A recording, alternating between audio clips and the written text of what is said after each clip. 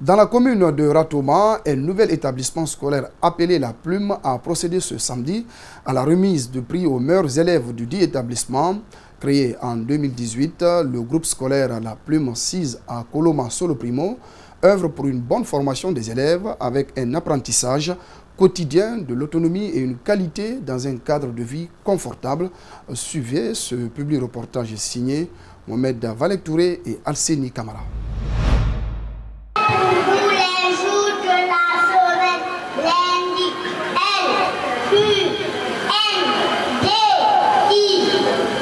C'est une cérémonie de remise de prix aux lauréats des différents concours de dictée, d'épellation et de lecture aux élèves du groupe scolaire La Plume. Pour cette première expérience, les encadreurs du groupe scolaire La Plume ont initié les élèves, ceux de la maternelle et de la petite section, à cette compétition scientifique interscolaire. On a organisé cette cérémonie pour appeler les parents d'élèves parce que la meilleure publicité, c'est de montrer aux parents la production de nos enfants. Dans les salles de classe, il ne sert à rien de meubler un bulletin de notes et de donner aux parents. Plutôt, il faut lui montrer ce que l'enfant est capable de faire au moment où il est arrivé à La Plume. Former ses enfants pour une meilleure orientation dans l'avenir, voilà l'objectif des encadreurs du dit établissement qui compte un grand effectif. Certains bureaux sont équipés des ordinateurs, d'une salle de bibliothèque où les élèves se ressourcent. Au complexe scolaire La Plume, au secondaire, nous avons 148 élèves.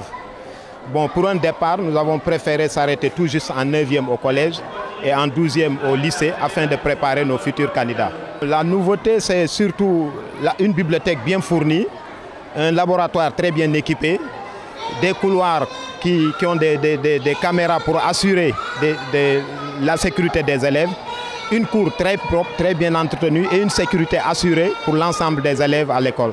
L'efficacité des élèves dans ce concours montre tout le sérieux du groupe scolaire La Plume dans la formation de ses enfants. On a de bons professeurs et on étudie très bien. Les responsables de l'école veulent à ce qu'on soit de bons étudiants et qu'on soit les élites de demain. Et je les remercie pour ça.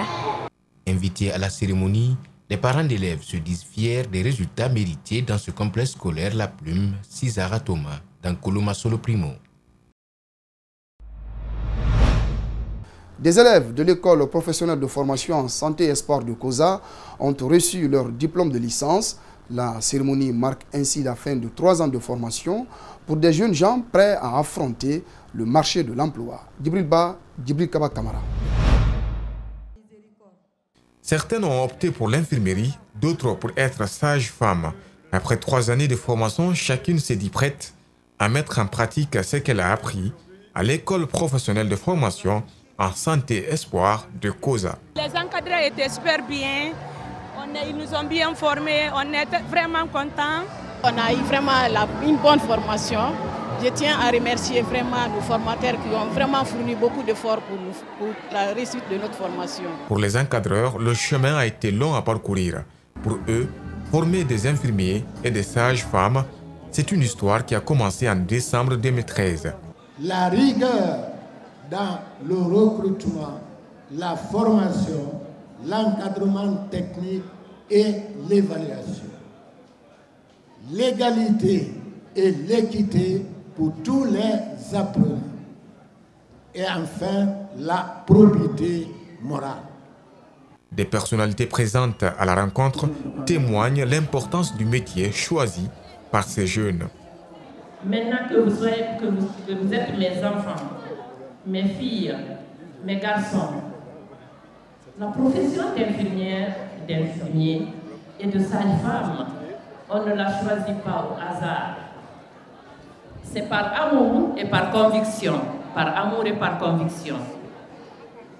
Donc désormais, ceci devient un sacerdoce pour vous.